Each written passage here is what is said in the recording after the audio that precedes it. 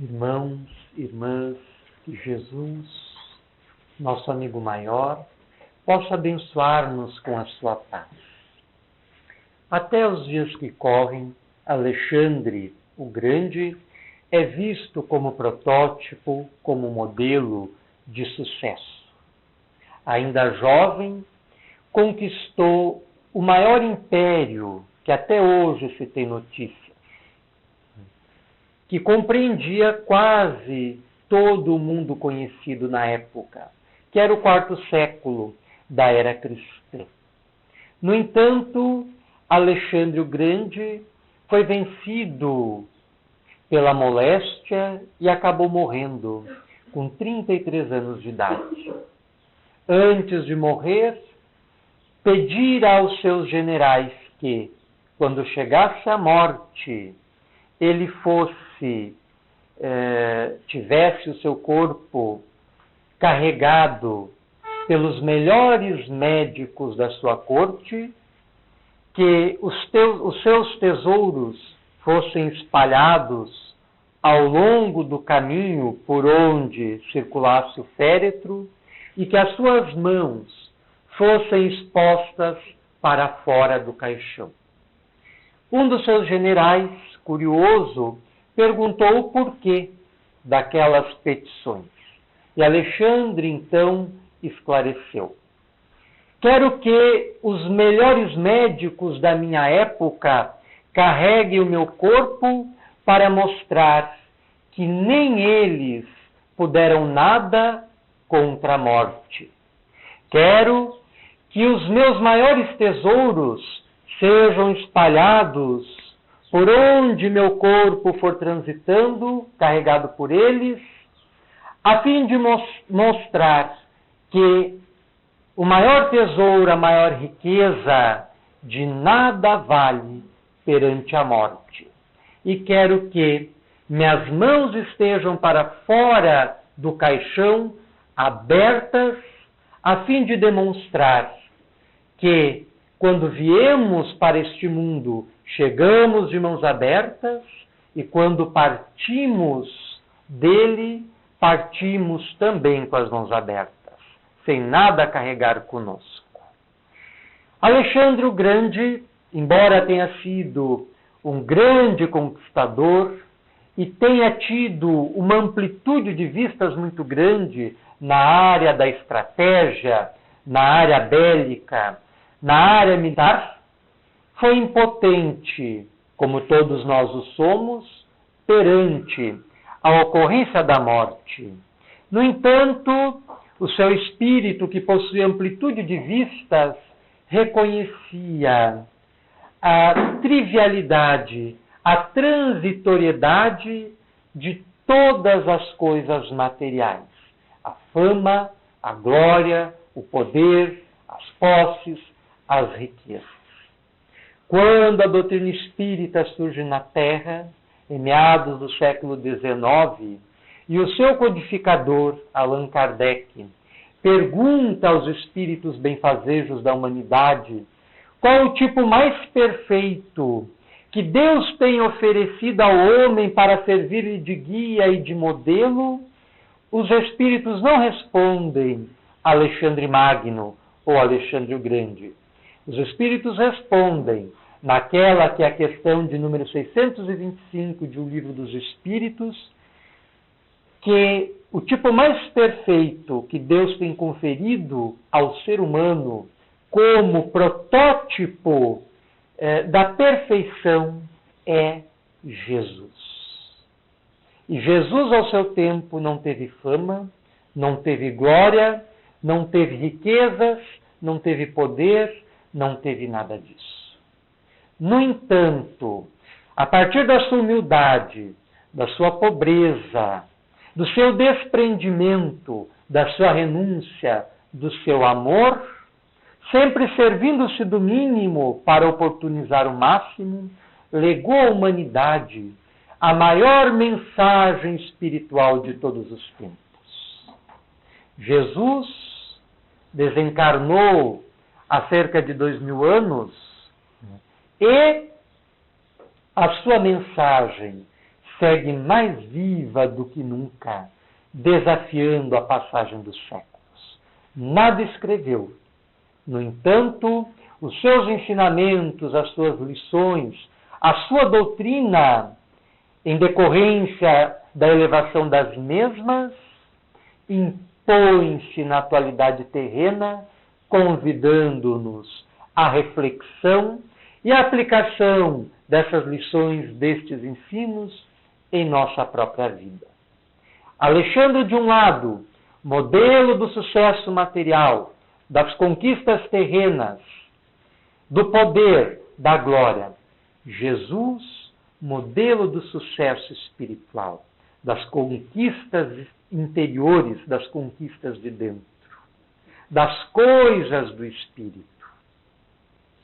No Sermão da Montanha, Jesus fala-nos das verdadeiras riquezas e recomenda-nos que não acumulássemos as riquezas de fora, as riquezas materiais, o ouro, a prata, o dinheiro, porque estas se perdem com o tempo.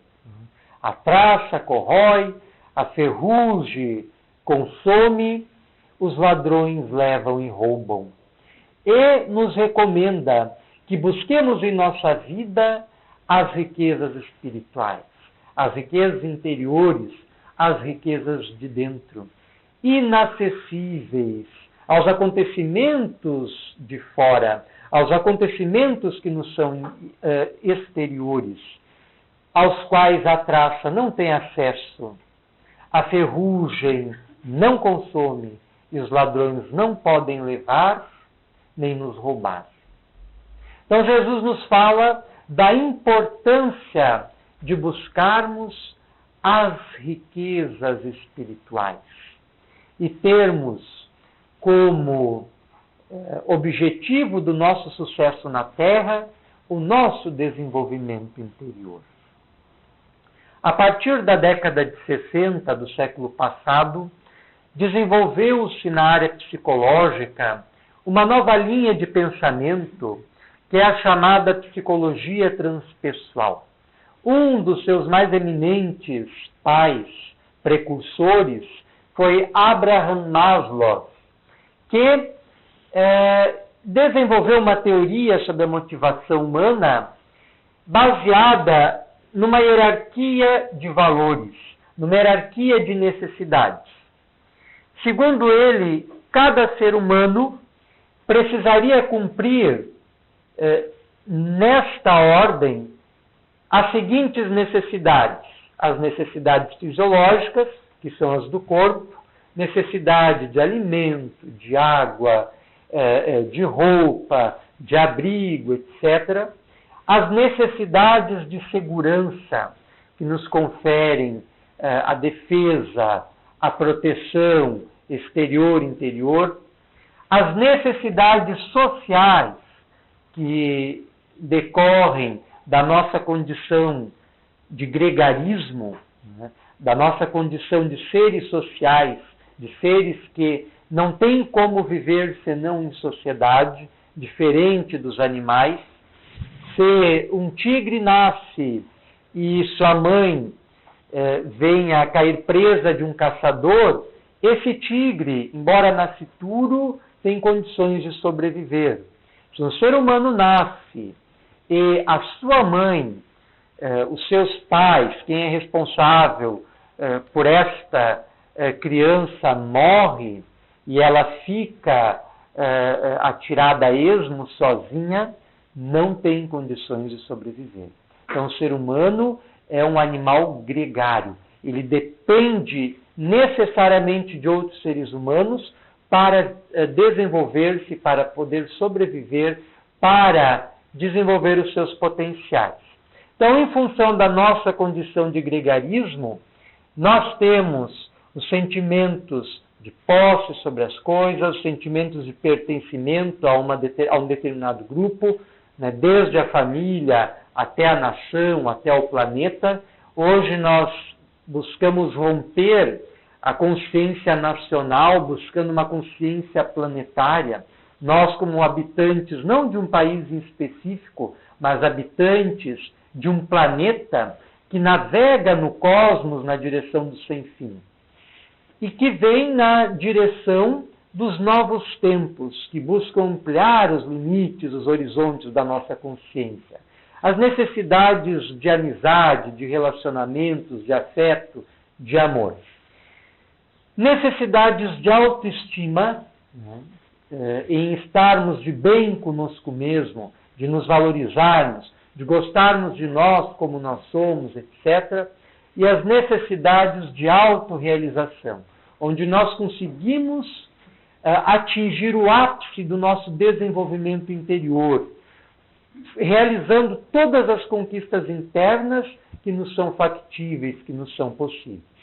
Poderíamos acrescentar, além destas, colocando-as no topo da pirâmide, as necessidades espirituais, das quais falava Jesus e que englobam as três últimas necessidades, categorias de necessidades da hierarquia estabelecida por Abraham Maslow. As necessidades espirituais devem ser o nosso foco, o nosso objetivo, a nossa busca nesta vida. É claro que, segundo essa teoria, nós vamos satisfazendo estas necessidades de baixo para cima. Assim que temos as necessidades fisiológicas básicas atendidas, nós vamos satisfazendo as demais, até atingir as necessidades de autorrealização, de plenitude interior, de espiritualidade. Mas, na atualidade planetária, nós precisamos inverter esta pirâmide para conseguirmos nos planificarmos, estabelecendo, no momento psicológico que vivemos, como necessidade primeira as coisas de ordem espiritual. É claro, jamais deixando de lado os cuidados com o corpo. Nós devemos buscar a harmonia entre o nosso ser espiritual e o nosso corpo físico. Mas nós precisamos, na satisfação dessas necessidades, estabelecer prioridades. E entre essas prioridades devem estar as necessidades de ordem espiritual. Jesus, ainda em seu Sermão da Montanha, asseverou o seguinte: buscai em primeiro lugar o reino de Deus e a sua justiça, e tudo mais vos será dado em acréscimo. Isso nós lemos em Mateus, no capítulo 6, no versículo 33. Buscai em primeiro lugar o reino de Deus e a sua justiça, e tudo o mais vos será dado em acréscimo. O que Jesus queria dizer com isso? O reino de Deus simboliza as necessidades do nosso ser espiritual, os anseios da nossa alma, os impulsos superiores do nosso ser, que muitas vezes não recebem a atenção devida em nosso cotidiano, em nosso dia a dia. E é em decorrência disso que muitas vezes não nos sentimos bem, nos sentimos tristes, somos avassalados pela melancolia, sentimos uma espécie de vazio dentro de nós, em nossas vidas, sentimos que não estamos felizes, que não estamos bem ajustados, que não estamos com os nossos relacionamentos da forma como gostaríamos que eles estivessem, e por aí vai. E tudo isso decorre em função de nós estarmos focados na base da pirâmide, voltados quase que exclusivamente para a satisfação das nossas necessidades materiais, que a nossa condição de espíritos no corpo físico nos impõe. É forçoso reconhecer. Essas necessidades, elas existem, elas são prementes, elas precisam ser satisfeitas. Mas o nosso problema é que nós estamos quase a totalidade da humanidade, focado exclusivamente na satisfação dessas necessidades, olvidados, esquecidos das demais. Passamos o nosso dia a dia com os nossos esforços drenados para as conquistas de ordem espiritual e destinamos pouca parte do nosso tempo para a oração, para a reflexão, para a meditação, para a leitura edificante, para momentos como este, em que juntos podemos conversar, dialogar, trocar ideias. Então, esses momentos são esporádicos no nosso dia a dia. E nós deveríamos passar a encontrar mais brechas, mais momentos em nosso tempo para nos voltarmos às coisas de dentro. E não apenas, e não tão somente, às coisas de fora. Porque, como Jesus dizia, quando nós invertermos os nossos interesses, quando, ao invés de focarmos o foco da pirâmide de Maslow, passarmos a focar o seu topo, quando, ao invés de enfocarmos as coisas de fora, passarmos a enfocar as coisas de dentro, a nossa vida melhorará em qualidade. E nós continuaremos a ter as demais necessidades plenamente satisfeitas. Jesus, nesse sentido, também serve de parâmetro para nós, porque narram os evangelhos que ele nasceu no seio de uma família muito pobre. Segundo a narrativa de Mateus, Marcos, Lucas e João, Jesus nasceu numa família de carpinteiros. José era carpinteiro. Maria cuidava dos afazeres domésticos, das lides da casa. E como era a tradição na época, o filho geralmente seguia os passos do pai. E é muito provável que Jesus tenha sido iniciado nos labores da carpintaria. Uma profissão muito humilde para a época, tá? Que apenas permitia a sobrevivência. Simples, mas permitia a sobrevivência.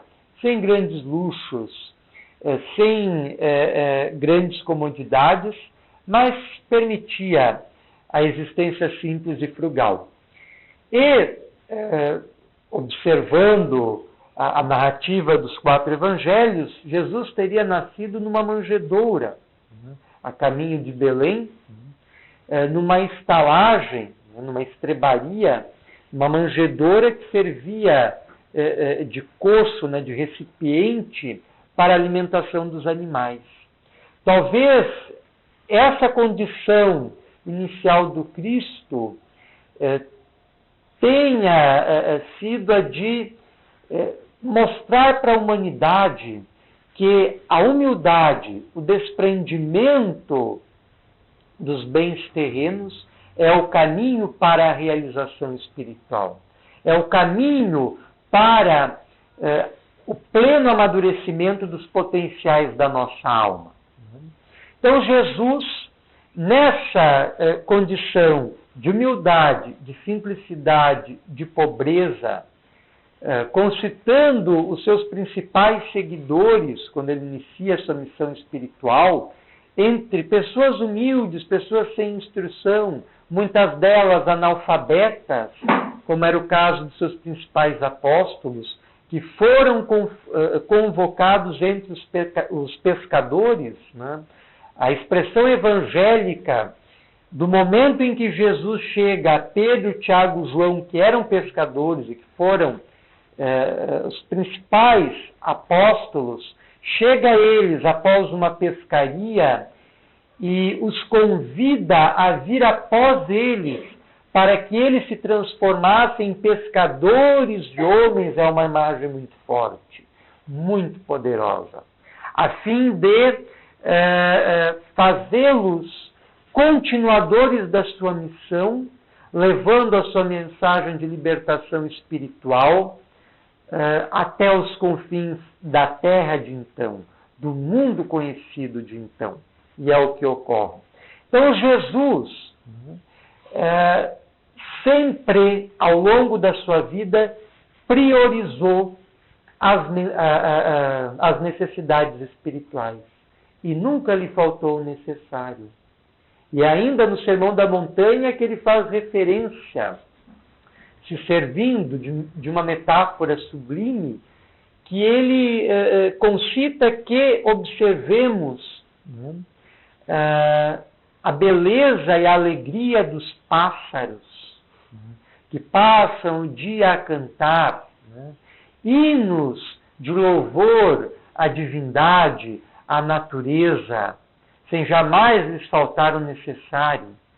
Ele nos concita a observar a beleza das flores, em particular o lírio do campo, que sem trabalhar e sem fiar, nos oferece uma beleza indescritível.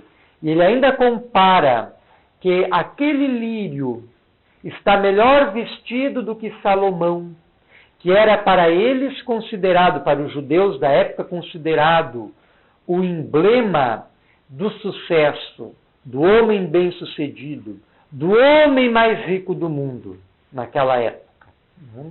Então Jesus observa que nem Salomão, no auge da sua riqueza e da sua glória, vestira-se tão bem como um lírio. Jesus está fazendo apologia da simplicidade, está fazendo a defesa do desprendimento, está fazendo a defesa de buscarmos satisfazer prioritariamente as nossas necessidades espirituais. E, em consequência, termos as nossas necessidades, as nossas demais necessidades atendidas. É claro, através do nosso empenho, do nosso trabalho, do nosso esforço, etc. Mas a questão é mudar o foco. A partir do momento que mudarmos o foco da nossa vida, automaticamente nossa vida mudará. Quando passarmos a nos espiritualizarmos, buscando as coisas de ordem espiritual, lentamente, paulatinamente, o nosso mundo exterior vai ir se ajustando. À medida que nós formos pondo ordem em nosso mundo interior, nas coisas de dentro, o nosso mundo exterior vai passar a refletir este ordenamento, este equilíbrio, este bem-estar e vai reproduzi-lo fora de nós. Diminuirá a nossa ansiedade, diminuirá o nosso medo, diminuirá a nossa preocupação, diminuirá os nossos desentendimentos, diminuirá os nossos conflitos em família, diminuirá os nossos problemas de uma forma geral. A partir do momento que mudarmos o nosso foco existencial. Então, considerando que somos espíritos num corpo físico e que nós temos trabalhado apenas por satisfazer as necessidades do nosso corpo, as necessidades de fora, e que o objetivo que nos traz à Terra é o nosso crescimento, é o nosso desenvolvimento, é a eclosão e o aprimoramento dos potenciais interiores, nós temos que dar mais atenção em nossa vida para as coisas de dentro, para o nosso coração, para o nosso ser interior. Um caminho trilhado sem um coração é um caminho agreste, é um caminho desértico, é um caminho fadado à desolação. Então nós precisamos em nossa vida caminhar não só com a mente, com o raciocínio, com a lógica, mas também com o nosso coração, com os nossos sentimentos, com as nossas emoções acomodadas, equilibradas, ordenadas. Então, considerando isso, nós precisamos nos perguntar o que queremos de verdade. O que cada um quer para si. Nós estamos aqui na Terra. O que nós queremos nessa nossa caminhada por este plano? O que é mais importante para nós? O que nós queremos alcançar? Quais os objetivos que nós queremos atingir? É indispensável que nós pensemos sobre isso. E precisamos pensar sobre isso a partir de uma perspectiva espiritual, considerando que nós somos espíritos imortais e reencarnantes. O que nós queremos para nós? Ou pensarmos da mesma forma, mas através de outro caminho, considerando a chegada da morte. Se a morte nos batesse a porta agora, o que nós desejamos para nós? O que nós quereríamos realizar e não realizamos? O que quereríamos conquistar e ainda não conquistamos? O que quereríamos dizer e ainda não dissemos? Quais as pessoas que gostaríamos de contatar, nos harmonizar com ela, revelar os nossos sentimentos, expressar algo que ainda não tenhamos expressado? Então nós precisamos, na nossa condição de espíritos no corpo, ter consciência diária da nossa temporalidade, da nossa transitoriedade, da nossa passagem por este plano que é fugídia, que é fugaz, passa num instante, passa num piscar de olhos. E devemos estar preparados para a morte. Saudar a irmã morte como fazia São Francisco de Assis, fazendo o seu exame consciencial e constatando que a morte seria bem-vinda, porque ele estava quites consigo mesmo e com Deus. Estava com o seu potencial interior plenamente desenvolvido e vivendo segundo os ditames da sua consciência, vivendo segundo os ditames das leis divinas. Por isso ele saudava a irmã morte todos os dias, porque sabia que a morte para o corpo pode chegar a qualquer instante, a qualquer momento. Embora a morte para a alma não chegue nunca, porque a alma é imortal. O ser é imorredouro. Então nós precisamos diariamente ter isto presente em nossa vida, a fim de podermos estabelecer com retidão e com perfeição quais são as nossas prioridades. E a fim de sabermos se estamos ou não no caminho certo. Allan Kardec escreve o seguinte no Evangelho segundo o Espiritismo, no capítulo 12, Amai os vossos inimigos. Lançai para diante o olhar. Quanto mais vos elevardes pelo pensamento acima da vida material, tanto menos vos magoarão as coisas da terra. Lançai para diante o olhar. Quanto mais vos elevardes pelo pensamento acima da vida material, tanto menos vos magoarão as coisas da terra. Então, esta afirmação de Allan Kardec é um chamamento para que nós, espíritas, passemos a viver de acordo com as preleções da nossa veneranda doutrina. Nós, espíritas, não temos vivido conforme o Espiritismo nos tem orientado. Porque se o fizéssemos, nossa vida seria bem diferente. E não haveria tantos espíritas com depressão, tantos espíritas com os mais diversos tipos de sofrimento, tantos espíritas com conflitos interiores tremendos, tantos espíritas com problemas de obsessão, tantos espíritas com transtornos psicológicos e mentais. Tudo isso ocorre porque não temos sabido viver consoante as determinações da nossa doutrina.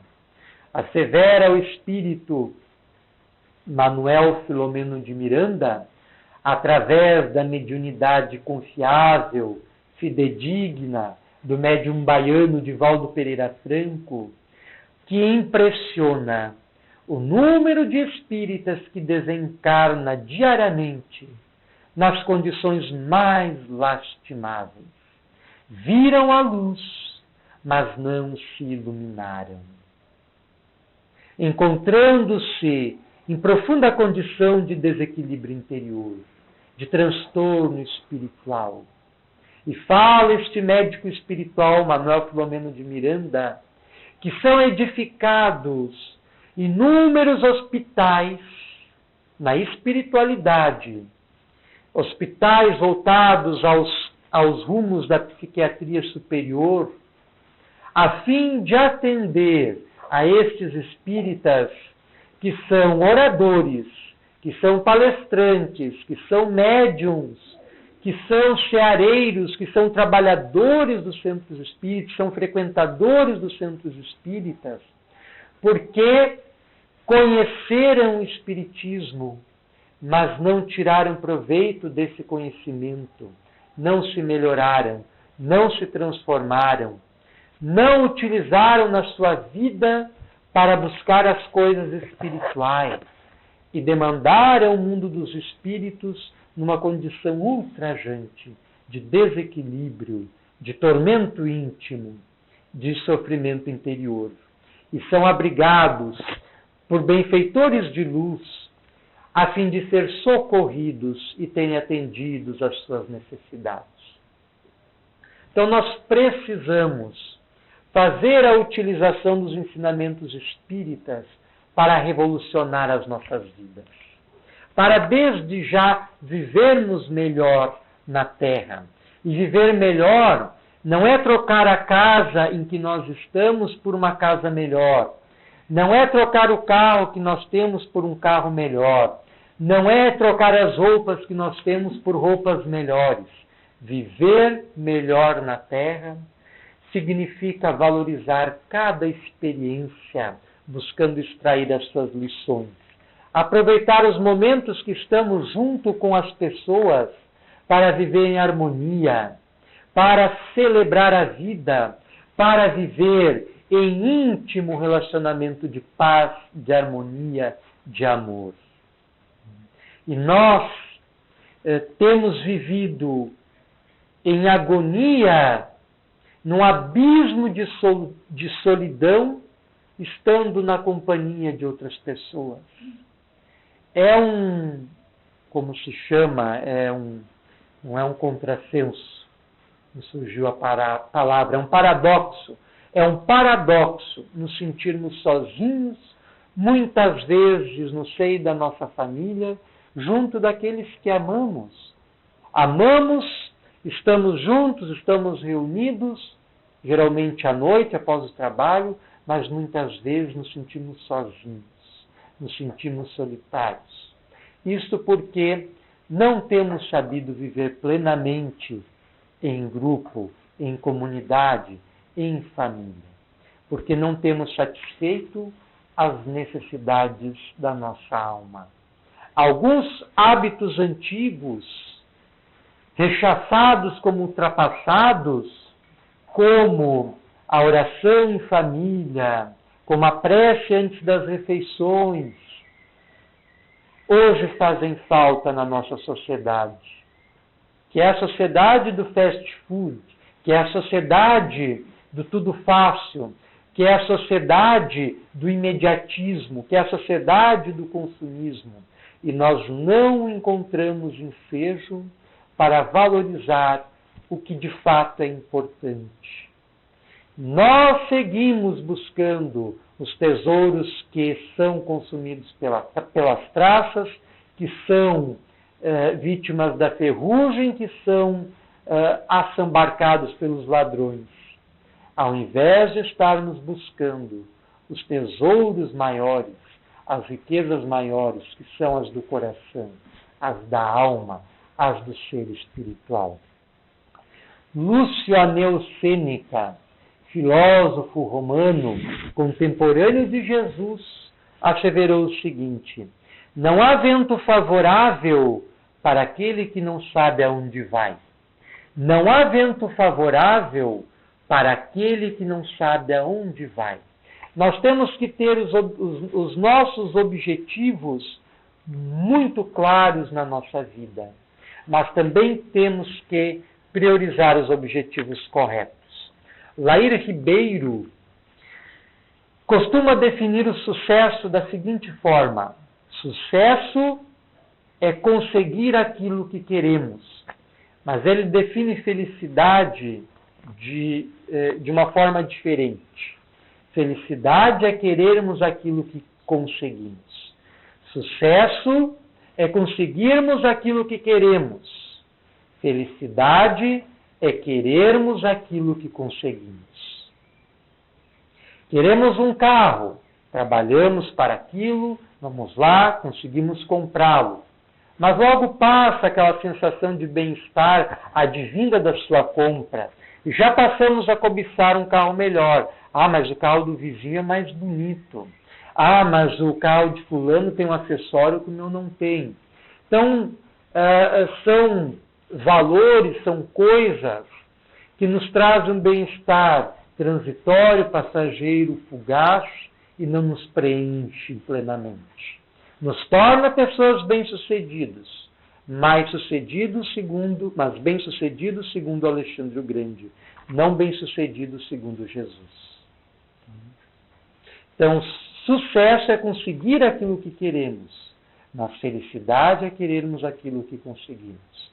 Quantas pessoas bem-sucedidas são pessoas infelizes? No mundo dos ricos e famosos, os exemplos se multiplicam, né? Amy Winehouse, cantora de sucesso, uma voz belíssima, celebrada como uma das maiores divas da música contemporânea, profundamente infeliz, depressiva, adotando comportamentos autodestrutivos, mergulhada no mundo da drogadição, a caminho da morte. Sucesso segundo o modelo de Alexandre o Grande. Então nós devemos buscar aquele sucesso que preenche o nosso mundo interior. A nossa consciência é a criadora da nossa realidade. Conforme acreditamos dentro de nós, conforme estabelecemos as nossas crenças interiores, essas crenças modulam e modelam a nossa existência exterior. Nosso mundo interior reflete-se em nosso mundo exterior. Por isso que precisamos nos tornar bons observadores das coisas exteriores para buscar links com o nosso mundo interior. A psicossomática vem nessa linha, afirmando que muitas das doenças que afloram no corpo físico são emergências da profundidade do nosso ser, do nosso eu espiritual, do nosso self. Então precisamos conhecer as nossas crenças, examiná-las e mudá-las se for necessário. Quantas vezes estabelecemos para nós limites que na verdade não existem, só existem dentro da nossa consciência. Mas porque ali existem, são projetados para fora de nós como status de realidade. Ellen White, cega, surda e muda, impressionou o mundo pela sua cultura, pela sua erudição, pelo seu coração amoroso, justo e bom, por ser um exemplo de vida. As limitações físicas não foram barreiras, porque a sua consciência não possuía as barreiras que o corpo físico possuía. Lao Tse, filósofo chinês, que viveu há milhares de anos, afirmou o seguinte: ele não sabia que era impossível, foi lá e fez. Ele não sabia que era impossível, foi lá e fez. Então, os nossos bloqueios interiores, as nossas crenças equivocadas acerca de nós mesmos, acerca da vida, muitas vezes nos limitam, nos apequenam, nos inferiorizam, impedindo-nos de exteriorizar o nosso ser espiritual, impedindo-nos de expressar os nossos sentimentos, impedindo de abraçar a pessoa que queremos abraçar, impedindo-nos de amar a pessoa que queremos amar, impedindo-nos de sermos felizes. E quando o nosso mundo interior está bloqueado, por extensão, o nosso mundo exterior está bloqueado também. Allan Kardec, no livro dos Médiuns, no capítulo 8, intitulado Do Laboratório do Mundo Invisível, em que Allan Kardec faz um estudo aprofundado sobre como os espíritos moldam a realidade que estão ao seu alcance, que está ao seu derredor, pelas forças do pensamento, escreve o seguinte: a vontade é o atributo essencial do espírito, isto é, do ser pensante. Com o auxílio dessa alavanca, ele atua sobre a matéria elementar e, por uma ação consecutiva, reage sobre seus compostos, cujas propriedades íntimas vêm assim a ficar transformadas. O que vale para os espíritos desencarnados, vale também para nós, espíritos encarnados. Os nossos pensamentos, as nossas crenças, os nossos sentimentos modulam e modelam a nossa realidade exterior. Nós temos condições, através das forças que irradiamos a partir do nosso centro espiritual, de produzir a nossa saúde ou a nossa doença, a nossa felicidade ou a nossa infelicidade, o nosso fracasso ou o nosso sucesso. Como pensamos, nós sentimos. Como nós sentimos, nós irradiamos. E como nós irradiamos, nós atraímos. Se a nossa causa é justa, se os nossos propósitos são bons, o universo inteiro conspira a nosso favor, favorecendo o nosso sucesso, a nossa conquista, a nossa vitória. Se buscarmos em primeiro lugar o reino de Deus e a sua justiça, teremos as demais coisas dadas por acréscimo, conforme asseverava Jesus. Albert Einstein costumava afirmar que o único lugar em que o sucesso vem antes do trabalho é no dicionário. Portanto, não existe sucesso, não existe vitória, não existe conquista real sem esforço, sem trabalho, sem dedicação, inclusive para as coisas espirituais. Não olvidemos que Jesus foi o que foi por ter se esforçado, por ter persistido, por ter se dedicado à causa que o trouxe ao mundo, que era a transformação da humanidade para melhor. Não olvidemos que se Allan Kardec não tivesse se esforçado, não teríamos hoje a doutrina dos espíritos. Não olvidemos que se os grandes gênios da música não tivessem mergulhado dentro de si em êxtases profundos, não teremos as mais belas melodias que trouxeram através das suas consciências, das harmonias do invisível, do sem fim, para o plano das materialidades terrenas. Então nós precisamos nos esforçar para alcançar aquilo que desejamos, sobretudo as coisas espirituais. Para finalizar, gostaríamos de refletir através de algumas quadrinhas, enfocando a persistência. Não sucumbas à fraqueza, perdido em teus dramas. Humilde lamparina acesa acaba com as sombras. Não desistas jamais ante os desafios da vida.